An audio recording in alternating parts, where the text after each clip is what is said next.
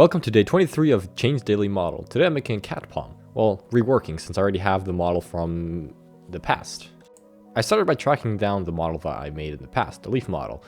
Once I found it, I decided to unwrap it so I could start painting on it immediately. Since the model is for the most part good, I just have to decimate it later, or rather simplify it.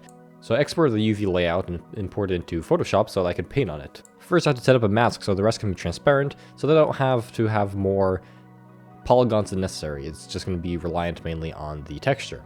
So I started painting it, and I'll leave the rest of the painting for later. This is just to get the general idea. And then I decided to simplify the model now, since I want to apply the texture. Like I said, this is only going to be a plane with just a few edge loops here and there. I also realized that it was pretty low resolution, so I went ahead and made the texture double the scale. I added a follow path modifier so that I could form the bush in the shape that I want. So I decided to change the leaf shape and then duplicate it and just keep on duplicating it until I get the shape I want, making sure that it is alt duplicated so that it is still the same mesh, same as always, so that now that I duplicate it for the lower LOD models, once I change one leaf, it'll change everything. So I'm just simplifying it so that it's lower poly for the LOD1 model.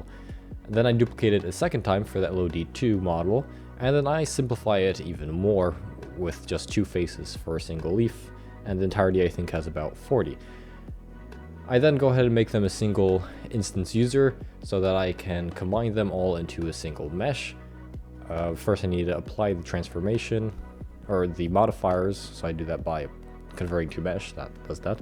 And then I join them all together, put them into a single place, rename everything, that's very important to organize because it's gonna be a mess. And then I went back to the painting process. I painted over the old mesh, getting, well, the old texture, making it however I like, and I import it into Unity and apply the WindShader that I made before in the past.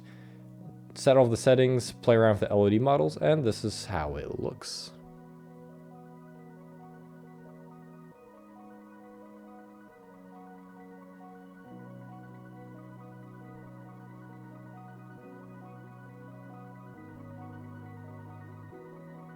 That one was a pretty fast one, so I decided to fix up the WindShader that I had in the past.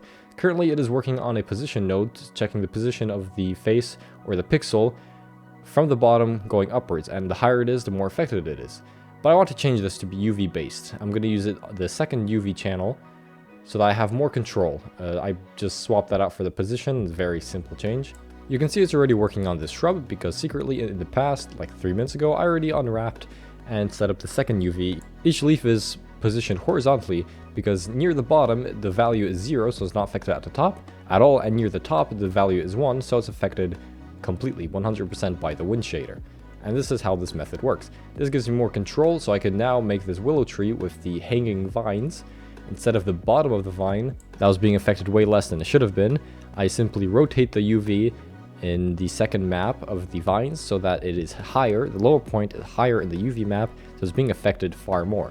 You can see the result is far more natural than the previous one, which I don't know what episode that was, like 18, 16.